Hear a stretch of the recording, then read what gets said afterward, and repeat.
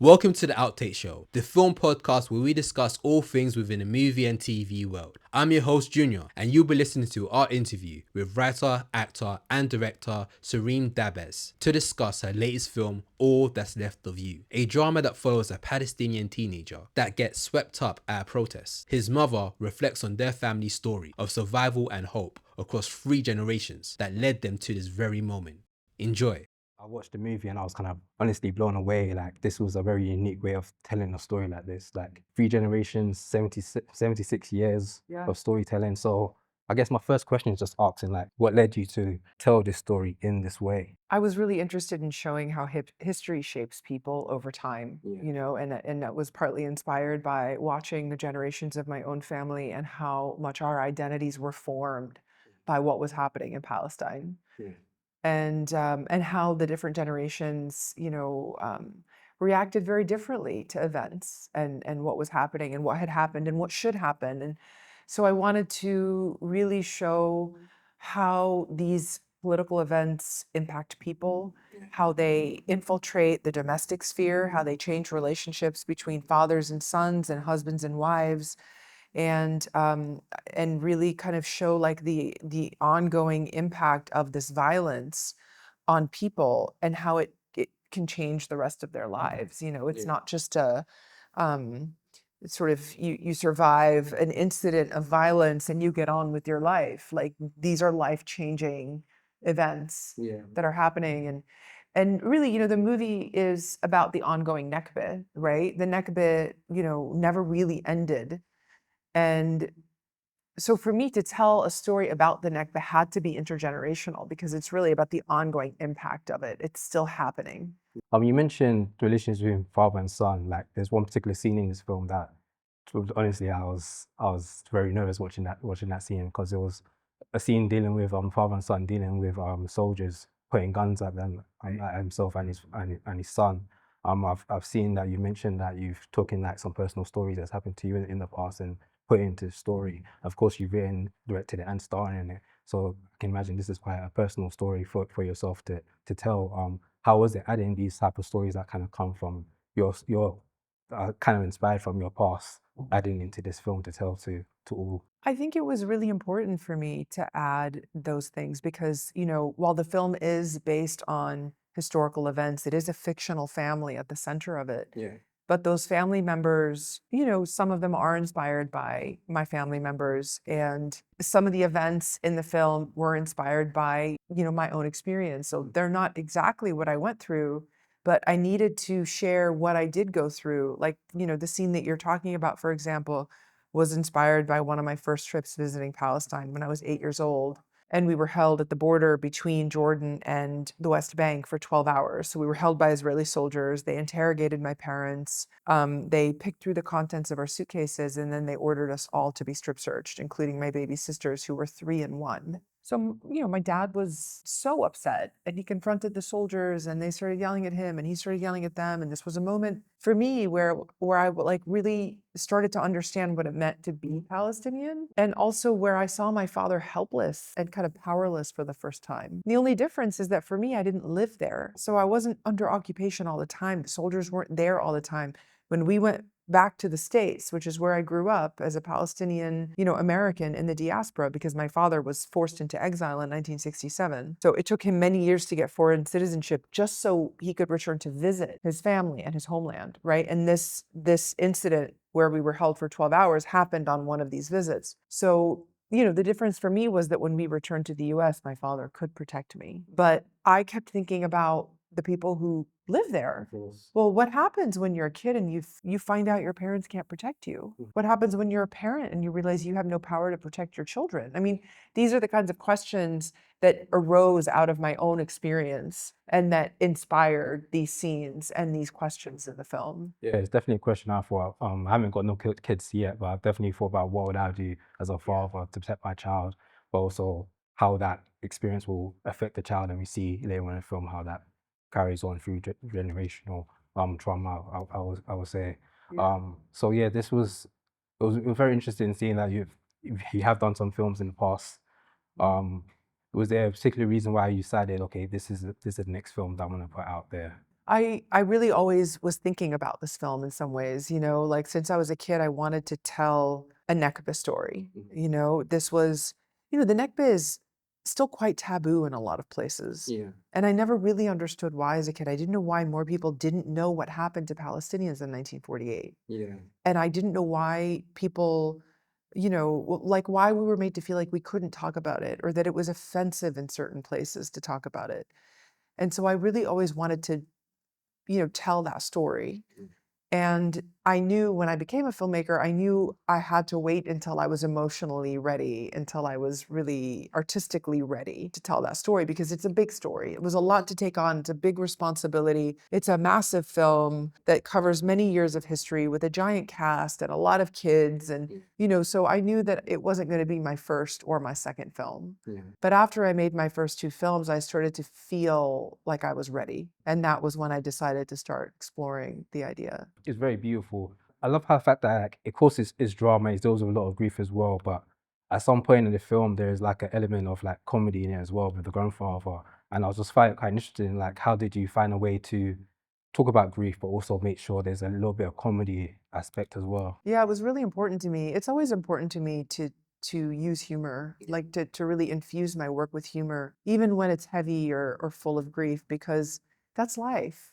And sometimes in these situations, what helps us to survive is just having a sense of humor. That's how we get through these impossible situations. And that certainly is how Palestinians get through living under occupation. I mean, every time I go to Palestine, I'm so inspired by people's resilience, their humanity, and their sense of humor. The fact that they can laugh at what's happening and that they can laugh at their own anger over what's happening or their own reactions. And so I really wanted to include that. I think it's such an important part of our survival instinct as humans, that we use humor to get us through these tough times. Yeah. And I think it also humanizes as well. It makes you realize this is overall a family, like a real family, that there's love, there's laughter, and of course there's fiction as well that's going on. But the film does center on the family, and everything that happens politically is really background. I mean, the movie's not about those political moments, and it's not about the political violence. It's about the consequences of that violence on people, on this family over time. How these moments of violence in the film change the relationships,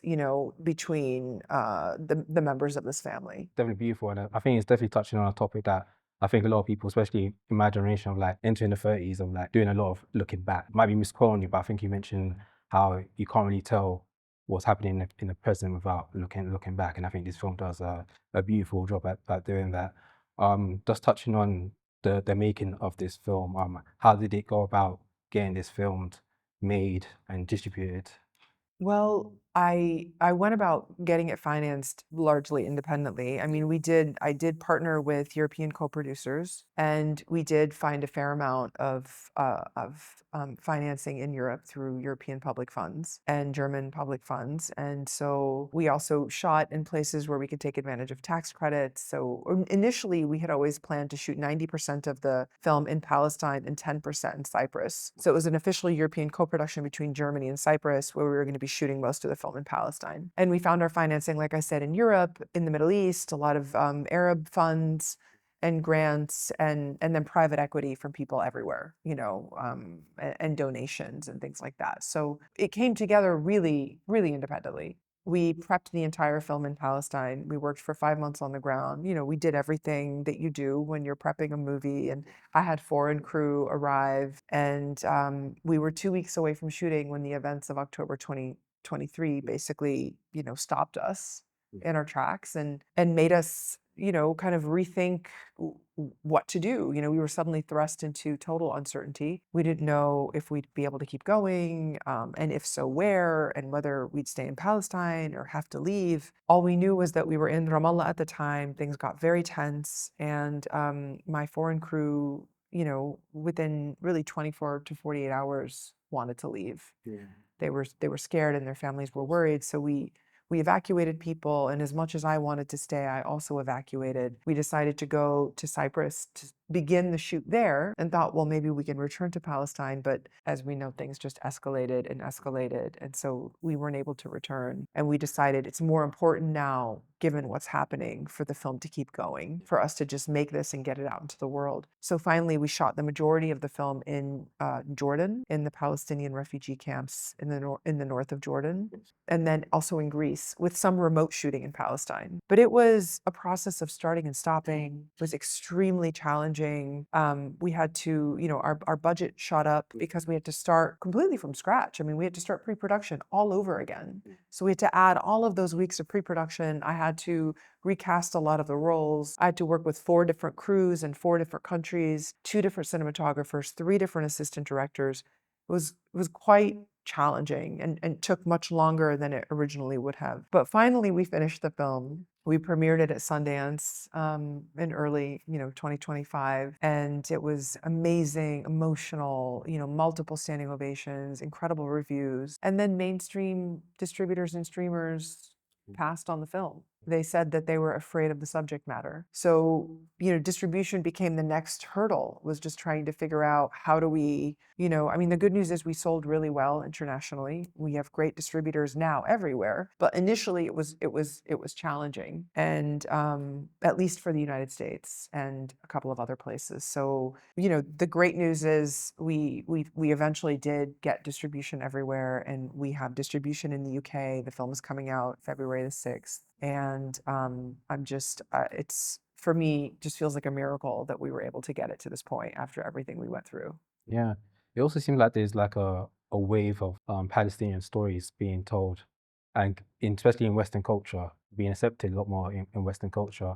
Why do you think it is that it's now that we're not just getting these stories, but also getting, it seems, a Western audience appreciating and kind of wanting more of these stories to be told? Well, I think it took a genocide to get there. I think it took things accelerating in this incredibly horrific and unprecedented way. And for a worldwide audience to literally be watching a live stream genocide and seeing the most unbelievably graphic and terrifying images and just wondering why. Why is this happening? Why are we allowing this? Why is this okay? Why are children suffering so much? What is going on? And I think that is what woke a lot of people up and got them asking a lot of questions, got them very interested in Palestine. And yeah, Palestine is at the forefront of people's minds now. They want to understand, and they recognize that what's happening there are echoes of it everywhere. What we're seeing in Minnesota in the United States, there are echoes of this violence everywhere. And so I think people are seeing that, really kind of seeing that if you understand what's happening there, you understand a lot about the world, and that we are all impacted by what's happening there. So sadly, it took a lot for people to kind of, wake up and become interested, but we're there now. And so I think that's a great thing. That's one of the silver linings of this moment of being here, is just okay, we paid an incredibly horrible price and are still paying that price, but at least the world is waking up. Let there be some change, let there be pressure on governments.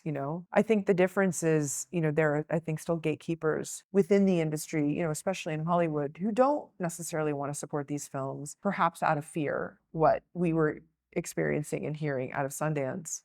But hopefully that will change as well, as people become more interested and audiences come out to see these films. And it's so important that audiences support these films, because otherwise filmmakers like myself won't be able to continue making them. It's really important that audiences go out really on opening weekend. The sooner the better, because if the films don't perform, they're out of the cinemas. That's how it is these days. You've got to perform your opening weekend, otherwise you're booted out of the cinemas. So yeah, I think going out and supporting these films is really vital to ensuring that we can keep telling our stories.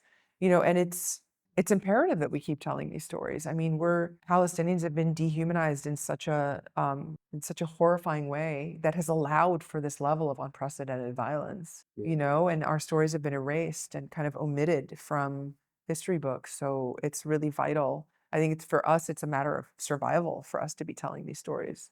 I think that's definitely the point of cinema, to allow these stories to be told and to reach the audience. I do believe there's a huge audience out there that appreciate the film, that will appreciate these type of stories being told. Yeah. So I think we're slowly getting there, where there's slowly more people are embracing and being open to get these stories. I think people always are kind of afraid of having stories that kind of reflect on real life because they kind of want to go away from the cinema. But I think these are the movies that are the most important ones we would to go check out. Absolutely. But thank you so much for joining me here and discussing this film with me. Thank you for having me. All That's Left of You is out this weekend, so please do check it out. Be sure to check out release weekend as well.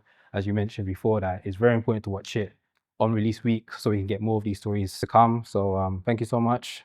Thank you. I'm Junior from Outtake Show. Until next time.